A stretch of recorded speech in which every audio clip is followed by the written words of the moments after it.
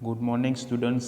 આજે આપણે ધોરણ 6માં સામાજિક વિજ્ઞાનની અંદર આપણે નવું ચેપ્ટર 6 મૌર્ય યુગ, ચંદ્રગુપ્ત અને સમ્રાટ અશોક વિશે આપણે શીખવાના છે, જેની અંદર આપણા ભારતનો પ્રાચીનતમ ઇતિહાસ કેટલો સુંદર છે અને તે સમય દરમિયાન જે ભારતનો વિસ્તારવાદ કેટલો હતો અને એની સાથે સાથે તે સમય દરમિયાન એવી કઈ કઈ વસ્તુઓની જે છે કે શોધ થઈ અને મહત્ત્વની કઈ કઈ ઘટનાઓ ઘટી, તો એના વિશે આપણે આજે શીખવાના છે.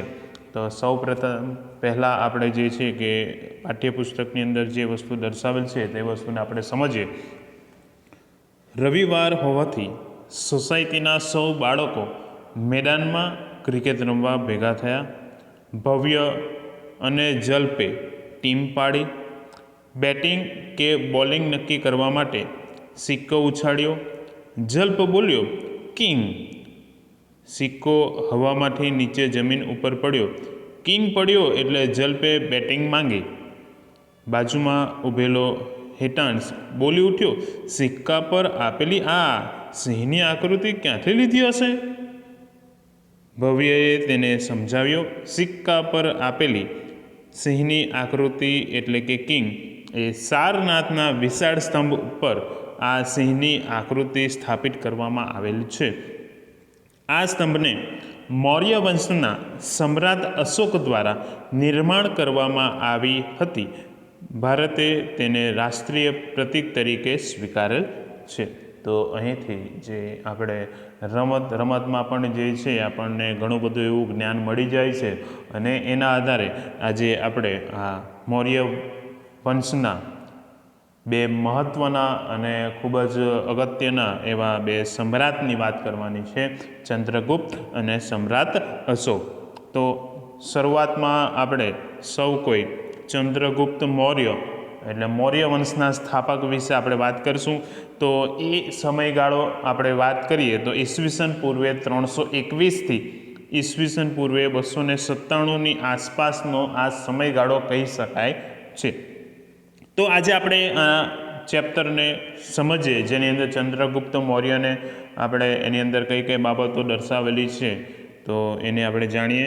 તો બાળપણમાં રાજાની રમતમાં ચંદ્રગુપ્તનું હીર પારખીને તક્ષશિલાના કૌટિલ્ય ગોત્રના આચાર્ય વિષ્ણુગુપ્તે તક્ષશિલા લઈ જઈ તેને શસ્ત્ર અને શાસ્ત્રોની તાલીમ આપી.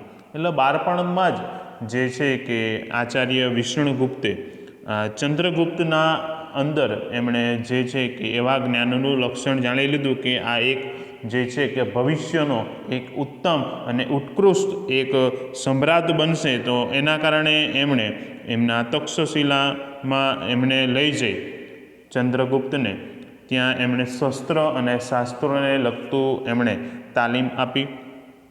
ચાણક્યની તાલીમની મદદ અને માર્ગદર્શનથી ચંદ્રગુપ્ત મૌર્યએ ઈસવીસન પૂર્વે 321માં નંદ વંશના અંતિમ સમ્રાટ ધનનંદનને હરાવી મગધની ગાદી સંભાળે છે. કોને હરાવે છે? તો એ જે છે કે ધનનંદનને હરાવીને પોતે એ મગધની જે ગાદી સંભાળે છે. કારણ કે તે સમય દરમિયાન મગધ એટલે જે 16 મહાજનપદો હતા એ 16 મહાજનપદોમાં સૌથી જો શક્તિશાળી જો કોઈ જનપદ હોય તો તે સમય દરમિયાનનું આ મગધ એ સૌથી શક્તિશાળી મહાજનપદ તે સમય દરમિયાનનું હતું. તો એની ઉપર પોતે જે છે કે રાજગાદી ઉપર બેસે છે.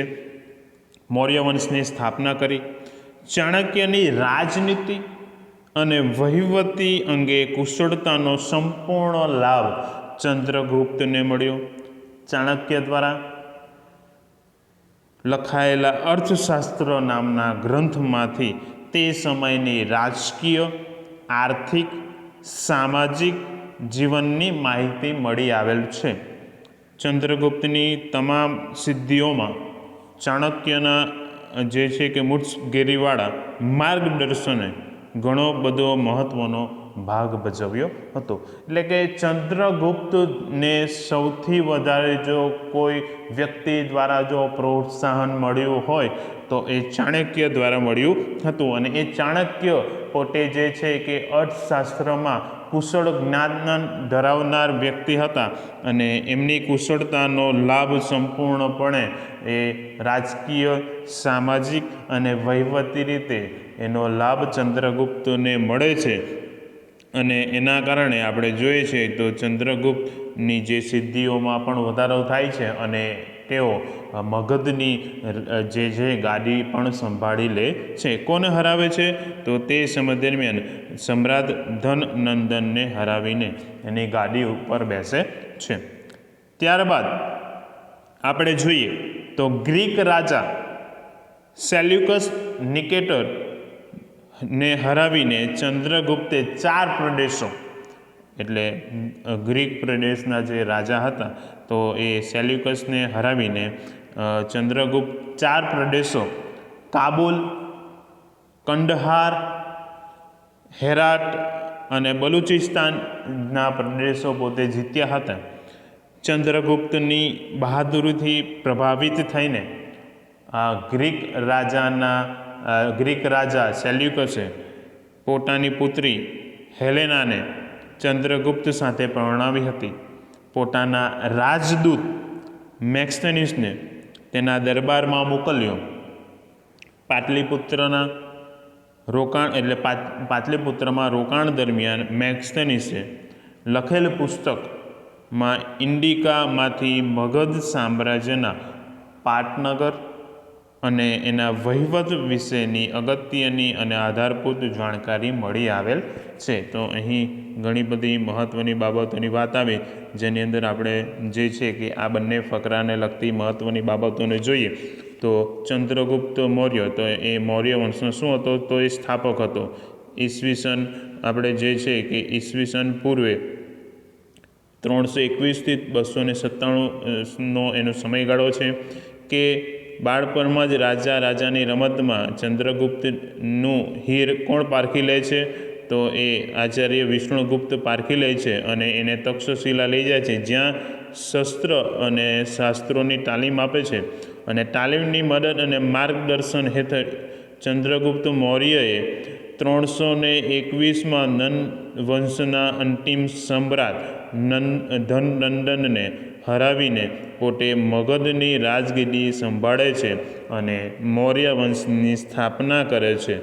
ચાણક્યની રાજનીતિ અને વહીવટી અંગેની કુશળતાને પરિણામે ચાણક્ય દ્વારા લખાયેલ અર્થશાસ્ત્ર નામના ગ્રંથમાંથી રાજકીય, આર્થિક અને સામાજિક જીવનની માહિતી મળી રહે છે અને એનો લાભ પણ જે છે ચંદ્રગુપ્તને મળે છે. ચંદ્રગુપ્તની તમામ માહિતી આપણને જે છે સિદ્ધિઓમાં ચાણક્યના મૂળગીરીવાળા માર્ગદર્શનનો ઘણો મહત્ત્વનો ભાગ રહે છે. ત્યારબાદ ગ્રીક રાજા સેલ્યુકસ નિકેતરને હરાવીને ચંદ્રગુપ્ત 4 પ્રદેશો કાબુલ, કંડહાર, હેરાત અને બલુચિસ્તાન જીત્યા હતા. અને ચંદ્રગુપ્તની બહાદુરીથી પ્રભાવિત થઈને સેલ્યુકસે પોતાની પુત્રી હેલેનાને ચંદ્રગુપ્ત સાથે પરણાવી હતી અને પોતાના રાજદૂત એટલે કે સેલ્યુકસના જે રાજદૂત મેક્સથેનિસે તેના દરબારમાં મોકલ્યો અને પાટલીપુત્રમાં એ રોકાણ ત્યાં રહે છે. તે સમય દરમિયાન મેક્સથેનિસે પોતાની જે પુસ્તક ઇન્ડિકામાંથી મગધ સામ્રાજ્યના પાટનગર અને એના વહીવટ વિશેની અગત્યની માહિતી એમાં દર્શાવેલ છે. ચાલો તો હવે આપણે એના સિવાય હવે ચંદ્રગુપ્તના સમય દરમિયાનનો રાજ્ય વિસ્તારની આપણે વાત કરશું. તો ચંદ્રગુપ્તે પોતાની વીરતા અને ચાણક્યની રાજનૈતિક કુશળતાને પરિણામે સત્તાનો પ્રસાર ભારતમાં અને અન્ય પ્રદેશોમાં પણ કરી સમગ્ર ભારત પર એક સાર્વભૌમ અને સત્તા સ્થાપવાનો પ્રયત્ન કર્યો હતો. તો જે છે કે કોની, તો ચંદ્રગુપ્ત અને ચાણક્ય આ બંનેની કુશળતાને અને જે ચતુરાઈને કારણે જે છે એ લોકો ખૂબ જ મોટા વિસ્તાર વાડનો જે છે કે એ લોકો ધારણ કરે છે, કારણ કે એમનો વિસ્તાર દિવસે દિવસે શું થાય છે, એમાં વધારો થતો જાય છે. જેમાં ઉત્તરે અફઘાનિસ્તાન, પેશાવર એટલે કે અફઘાનિસ્તાન એક આજે અલગ દેશ છે. પછી પેશાવર તો એ હાલમાં પાકિસ્તાનમાં આવેલ છે. કંદહારથી લઈને પૂર્વમાં બંગાળા સુધી તેનું શાસન હતું. કોનું, તો ચંદ્રગુપ્ત મૌર્યનું. પશ્ચિમ ભારત પર એની સત્તા હતી. સૌરાષ્ટ્રમાં પણ તેનું શાસન હોવાથી પુષ્યગુપ્ત નામના વૈશ્ય અમાત્યને ત્યાંના રાષ્ટ્રીય એટલે કે રાજ્યપાલ તરીકે નિમ્યા હોવાનું આધારોમાં જાણવા મળેલ છે. સૌરાષ્ટ્રમાં આવેલ ગિરિનગર એટલે કે ગિરનારના પર્વતમાંથી નીકળતી નદીઓ પર બંધ બાંધીને પુષ્યગુપ્તે સુદર્શન તળાવનું પણ નિર્માણ કરાવ્યું હતું.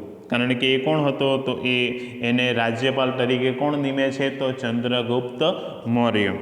દક્ષિણ ભારતના કોંકણ, કર્ણાટક, મહારાષ્ટ્ર વગેરે પ્રદેશો પણ મગધ સામ્રાજ્યનો એક ભાગ હતો અને વાયવ્યમાં એક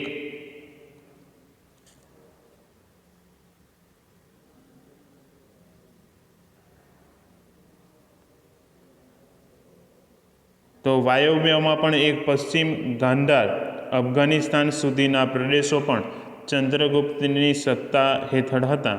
આમ સમગ્ર ભારત પર મૌર્ય સામ્રાજ્યનું સાર્વભૌમ સત્તા પ્રવર્તી હતી. તો અહીં પણ ખૂબ જ મહત્ત્વની બાબતો આવી. તો આપણે એને સૌ પ્રથમ એકવાર ફરીથી ધ્યાનપૂર્વક આપણે એને નિહાળી લઈએ. તો એની અંદર અહીંયા જોશું તો ચંદ્રગુપ્તના રાજ્ય વિસ્તારની વાત કરીએ તો પોતાની વીરતા, ચાણક્યની રાજનૈતિક કુશળતાને પરિણામે સત્તાનો પ્રચાર ભારત અને અન્ય પ્રદેશોમાં પણ થઈ શક્યો અને આના કારણે એક સાર્વભૌમ સત્તા સ્થાપવાનો એમના દ્વારા પ્રયત્ન કરવામાં આવ્યો, જે ઉત્તરમાં અફઘાનિસ્તાન, પેશાવર અને કંદહારથી લઈને પશ્ચિમ બંગાળા સુધી જે એનું શાસન હતું. પછી પશ્ચિમ ભારત પર પણ એની સત્તા હતી. સૌરાષ્ટ્રમાં પણ એનું શાસન હતું. તો પુષ્યગુપ્ત નામના વૈશ્ય અમાત્યને જે છે કે ત્યાંનો શું બનાવવામાં આવે છે, રાજ્યપાલ બનાવવામાં આવે છે. અને સૌરાષ્ટ્રમાં આવેલ ગિરિનગર એટલે કે ગિરનારના પર્વતમાંથી નીકળતી નદીઓ પર જે છે બંધ બાંધવાનું અને પુષ્યગુપ્તે સુદર્શન તળાવનું પણ નિર્માણ કરાવ્યું હતું. અને ત્યારબાદ દક્ષિણ ભારતના કોંકણ, કર્ણાટક, મહારાષ્ટ્ર વગેરે પ્રદેશો પણ મગધનો એક ભાગ હતો. અને વાયવ્યમાં આપણે જોઈએ છે તો પછી વાયવ્યમાં આપણે જોશું તો એમાં પશ્ચિમ ગાંધાર અફઘાનિસ્તાન સુધીના પ્રદેશો હતા. ચંદ્રગુપ્તની સત્તા હેઠળ હતા અને આમ સમગ્ર ભારત પર મૌર્ય સામ્રાજ્યની સાર્વભૌમ સત્તા પ્રવર્તી હતી. તો અહીં આપણે આજે આ લેક્ચરને પૂર્ણ કરીએ છીએ. હવે પછી આપણે બીજા લેક્ચરમાં હવે પછીના ટૉપિકને શીખીશું અને આપણે આનું સ્વાધ્યાય એ આપણે આ ચેપ્ટર પૂર્ણ થાય ત્યારબાદ એને કરવાનું રહેશે. ઓકે, જય હિન્દ.